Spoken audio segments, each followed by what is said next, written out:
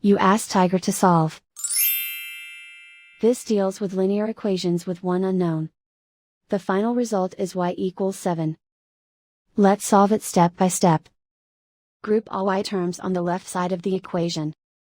Subtract 5y from both sides. Group like terms.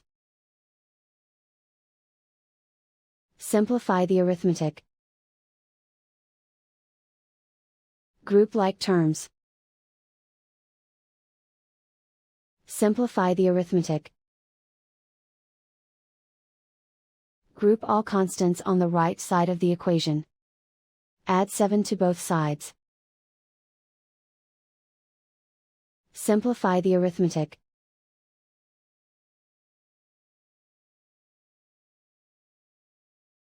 Isolate the y. Divide both sides by 4.